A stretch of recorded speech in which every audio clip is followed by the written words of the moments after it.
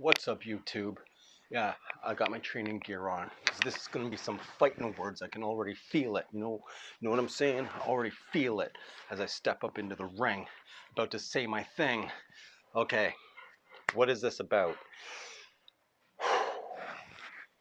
It's about the misconception of crop factors and lens choices and APS-C and full frame. Because I see all kinds of stuff all the time in regards to, oh, I'm looking to get a 35 millimeter, f 1 point whatever lens, and I have an APS-C camera, but I'm seeing, full frame is like 50 millimeters, so I don't know what I should get, and blah blah blah blah blah. Or everyone's always jumping to, oh, I'm doing portraits, I was told to get an 85, then I got an 85, but on my crop sensor camera, it doesn't look the same, and blah blah blah blah blah, and I'm seeing equivalencies of this and that and the other thing. So I'm going to try to dispel the ins and outs and the myths in regards to choosing a lens on full frame, or well, basically choosing a lens, and how it appears on full frame versus crop factor, or sorry, crop sensor. The misconception is that the focal length changes when you go from full frame sensors to crop body sensors, but that's not actually the case. The truth of the matter is it's literally a crop. The end. That's it for the video. No, it's literally the crop factor. So you're not getting the full width of view. So the actual angle of view. Think of it as a triangle, right? So here's your angle of view on, a full frame sensor, right? Full width. But then a crop sensor would be like here, right? So this is where you would be, and this is the view that you would see with the lens that you have attached. Now, because a crop sensor is smaller, you only have this much field of view when you mount the lens. Full frame would be like this, right? So I've cropped a few images, and we'll take a look at those in depth, and you'll see that the actual view is different. You see less on a crop censored view. However, the actual objects in the image are the exact same size. Now, the other issue is, say your screen on your computer is this big, right? Say it's like this, is like that big, right? And you're using a crop sensor camera, so you have, that much of the image, right? Versus full frame, that would take up the full screen view. So because you're using a crop like this, the computer is automatically saying, okay, well, here's the actual image size, but I need to fill in this extra gap, right? So what happens is the image gets stretched at each corner, right? Corner to corner, it gets stretched to fill in that extra empty space. So that gives the appearance that it's actually zoomed in. However, it's actually not zoomed in. So we're going to take a look at some images, and hopefully this will help everybody understand what the crop factor actually is. It is not a zoomed in image or anything like that. And I really wish they would stop with the whole equivalencies and this, that, and the other, because the only thing it's changing is the overall field of view. You can only see this much with a crop sensor instead of this much with a full frame sensor. That's really the only difference. So let's hop on here and take a look and see what we find.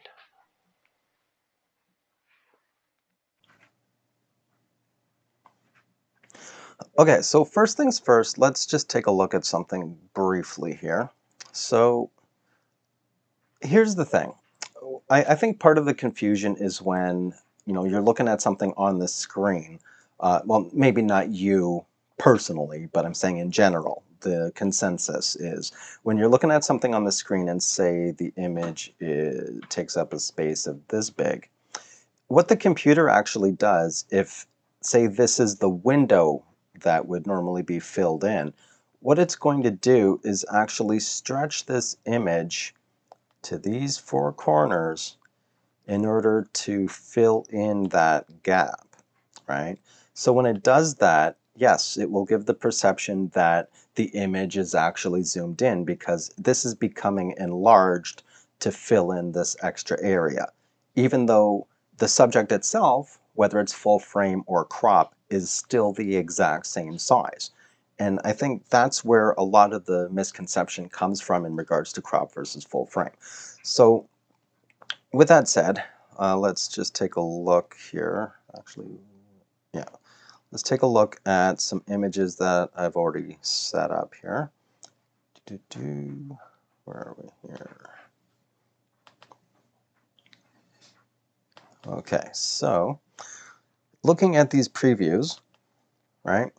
So you'll see this one here is a bit zoomed in. This one I've cropped by 1.5 from the original. So what we'll do is we'll look at the base original image as the quote-unquote full frame image, and then the cropped one would be the crop sensor version of that photo. Right? So you'll see that this squirrel here is zoomed in, or it appears that way because it's filled in this extra space. The actual image, which I'll show you in a sec, is not actually any larger. The subject is still exactly the same. So I think, I don't like this whole crop sensor versus full frame equivalency, yada, yada, yada. It just, it causes way more confusion than is necessary, to be honest. Okay, so let's just do a preview here. And let's bring in the next image. Okay, so the full frame image is going to be the one on the left here, and the cropped version is the one on the right. Now, let's zoom in 100% and see what happens. Technically, the image on the right should be more enlarged, right? If we're looking at this whole, the focal length is different because it's on a crop sensor, all that kind of stuff. So let's take a look. Well, here's the full frame version, right? And this is the size of the tree, the orange fall colored tree. And I just got to find it in this image here. And here's the size of that same tree. They're identical, absolutely identical. The only thing, and I can't stress this enough, the only thing that changes in between the two formats is the actual overall field of view, both vertically and horizontally. You're just able to see more because it's a larger sensor, right? I mean, it'd be like looking through binoculars versus looking through a telescope. A telescope only has one iris. You're only going to get a limited width of view that you can actually see, both horizontally and vertically, versus binoculars that should provide a wider area to see. All right, just something I thought of just now. Maybe that doesn't even make any sense, but the proof is in the pudding in regards to looking at the images side by side. So let's take a look here at this squirrel. Let me just turn off the preview. Oh, and turn on the preview and get to the cropped version of this. Okay, so as you can see, this section here is cut off on the crop version, right? But the size of the head is still the same. Nothing has changed in regards to the image itself. Let's go to 50% for this one because it's pretty zoomed in already. Nothing has changed dimension-wise in regards to the subject that you're capturing. So I really think manufacturers need to rethink how they do this, because I see a whole whack of confusion in regards to the whole equivalency and 85 millimeter and what is that on a crop sensor camera, because I don't want a 100 whatever millimeter lens, and just there's way too many inconsistencies in regards to people's thoughts on this thing. Well, not inconsistencies, but just too much confusion in regards to what the crop factor actually does. It doesn't change the focal length of the lens you're using. The focal length is the focal length, no matter what.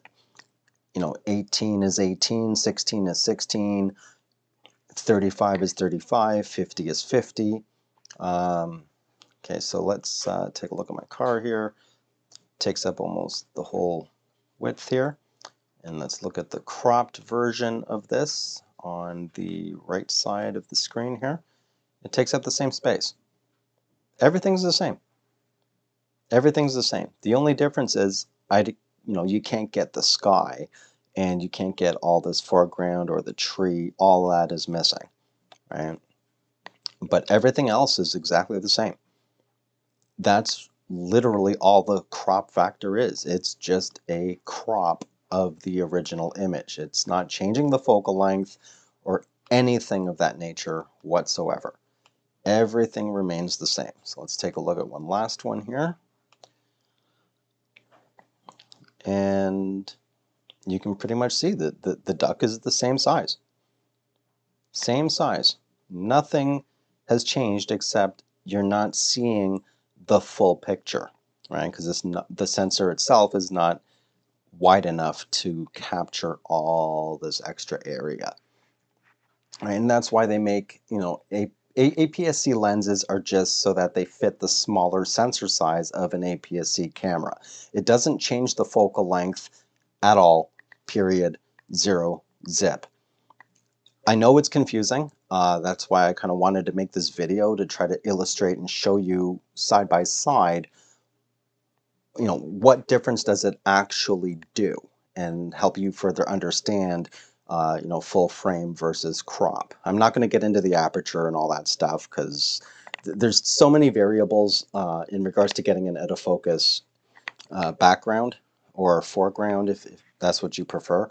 So I'm not going to get into that because that's a whole other topic. Everyone just focuses on the aperture, but there's also the distance of the subject from the background, the distance of the subject between the camera and the background. Like there's a lot more to it than just, oh, I need to get a 1.8 lens. No, there's more to it than that. Now, how did I go about getting, how should you figure out the angle of view? If you like the full frame look, but you have an APS-C camera, how would you go about mimicking that full frame look? It's not that difficult unless you shoot Canon, because Canon's in their own little world with their own crop factor that's out in the middle of nowhere. But anyway, for the rest of us, unless you're shooting Micro Four Thirds, which is also easy, what I'm about to show, you just multiply by 1.5. On a Micro Four Thirds camera like Panasonic or Olympus, you would multiply by 2. So let's see. Okay, so generally speaking, everyone always says 85mm lens for portraits. So if you have a crop sensor camera, and you have to keep in mind, 99.999% of the time, I added an extra 9 because it's that much closer to 100. When you see things like, 85mm for portraits, they're talking about when mounted to a full frame camera. So it's the field of view an 85mm lens would give you with a full frame sensor. Right? So how do you get that same angle of view, or at least close to it, if you're shooting a crop sensor camera that will cut off part of the image? So what you do is, so 85, you divide that by 1.5 because you're going down from a full frame image size to a crop sensor size, and that will give you 56 points, a gazillion 6 is 7, right? So basically 56.666.